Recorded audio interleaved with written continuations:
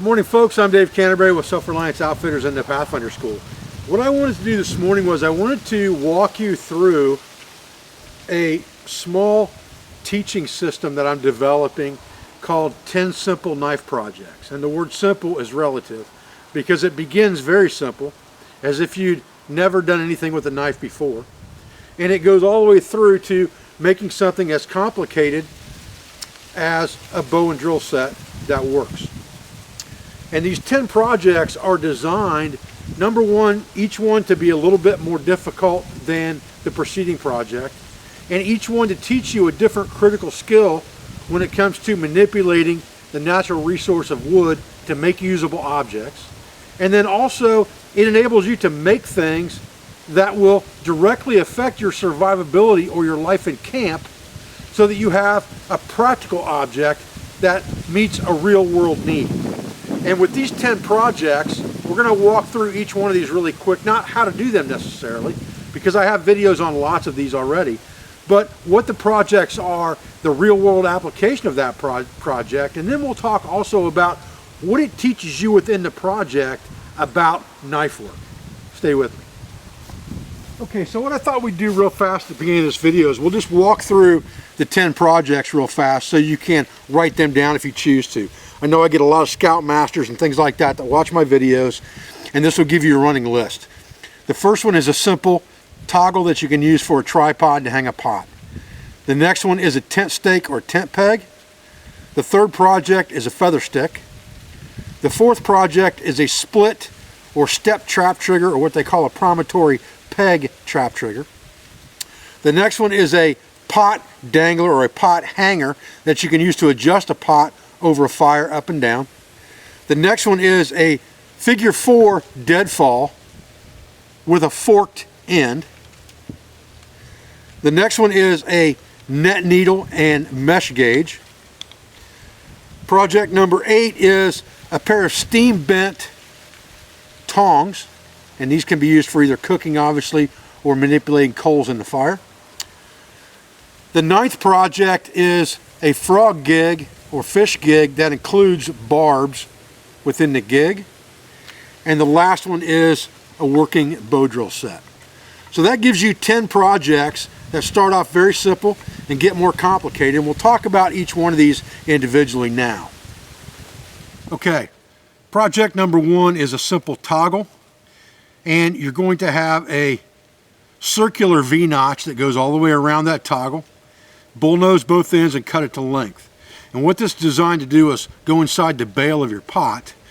But if you use it correctly and you set your cordage up right, you can also use it to hang off of your tripod and create a tripod. And I'm going to show you that now. So we're going to take one end of this and put a bowline knot in it. And I've made this fairly short, so you can make it any length you want. And then I've got just a stop knot tied in this end that I'm going to put a lark's head in. And what that's going to do is create a stopper right there, because once this stop knot falls into this loop as you're pulling this down tight, it becomes a jamming type knot. And it won't let it slip all the way through. So you just work it down until that jam knot goes into that lark's head. And then it can't slip any further no matter what you do. And then you have a toggle and a loop. Now if we take 3 sticks, we can use this to make a simple tripod and hang a pot over a fire. Okay, I went ahead and extended this cordage a little bit on this toggle for this example. All we have to do is take 3 sticks, about 1 inch in diameter, wrap this around and put our toggle through the bowl line. And we can put that toggle through that bowl line as many times as we want to adjust the length of this, as long as we've got it longer than we actually need it. And what that's going to do is that's going to lash our tripod together and just kind of see where you're hanging. And if you need to go around it again, you can do that.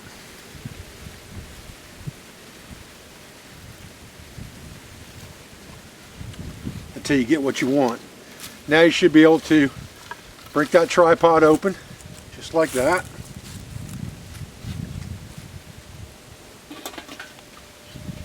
And hang your pot over the fire. Now if you've got a little bit of adjustment you need to do from there, you can always just take one wrap around the tripod leg like this to lift it up a little bit. and it'll work just fine for you. And then you'll have something that you can make a small tripod with quickly on the fly and hang your pot over the fire, and it takes just a couple minutes to make. And that's the first project, but it really involves getting the length of the stick, cutting it off with your knife, making that circular V-notch all the way around. It involves a few different knots because you got a bowline knot and you have that jamming lark's head knot. And then you've got to lash this tripod together. So you've got to cut these tripod poles as well. So this setup right here is just a good little project for scouts to do on an overnight. And it's very, very simple and doesn't take a whole lot of materials on your part as a scoutmaster. All you've got to have some cordage and a piece of woods and some knives, and you're ready to rock and roll. Okay, the second project is a simple tent peg. Again, it's just a little bit more difficult than the last one because you've got a 7-notch that you need to put in here. And then you're going to crown the top, offset the crown so you don't put the shock over top of the notch, and put a point on it. So you've got several operations to do to this one piece of wood. But not only is this good now for tent stakes, but you also understand how to make a 7-notch, which has real-world applications in fishing traps and things of that nature, as well as other connecting pieces and parts that you'll use in woodcraft later on. So it's a good second project. Alright, so the next project is the feather stick, and feather sticks are important for fire starting because it increases surface area. So you have a lesson there in understanding how to create fire properly and what that entails. That you need to have multiple surface areas of highly combustible material so that your flame is sustainable quickly, and that's important. Feather sticks give you that advantage. Teaching feather sticks teaches knife control. It teaches slicing motions with the knife instead of push cutting to get those curls, and it teaches them the elements of building fire. So I think it's really, really important. Okay, the next project is a very simple split trigger, but they're going to have to learn to cut through one side 1/3, cut through the other side 1/3, and split that off into a barber chair. And that's important for making other pieces of wood crafting and things like that. So this is just the first step in that, but it gives them a real world application of a simple trigger system that they can make lots of. Because when it comes to trapping, success is in numbers. So you're gonna need to make a lot of these. This is called the promontory peg trigger, the barber chair trigger, the breakaway trigger, the split trigger. There's lots of names for it. But once you have broken that out, you just need to sharpen one side and make it a little bit shorter than this side so that it can't bind up. And I'll use a very simple deadfall type device here and just a little piece of log. And the way this works is very simple. You put the trigger to the inside just like this, and when you bait this point, it's going to create some separation there. So you have your bait in here, and that's going to create that separation. So it kind of looks like, without having anything connected to it, it's not going to create separation real well. Let me just stick a piece of bark in there to show you what that looks like. Okay, and when the animal goes and pulls on that bait to get it out of there, the trap springs. Okay, it's a very, very simple system, but it teaches kids really, really well because number one, you don't have to work with a lot of weight. I just got a piece of log here. You could use a piece of brick or whatever. Make this a little bit shorter because triggers like this are for very small animals. This would be what I would call a micro trapping trigger for things like chipmunks and rats and smaller. So it teaches them a way to make a simple trapping system that's easy enough to manipulate, easy enough to make in mass production fashion, like 10 or 15 of them in one night sitting around the campfire. And it teaches them how to set and manipulate traps and how to catch animals.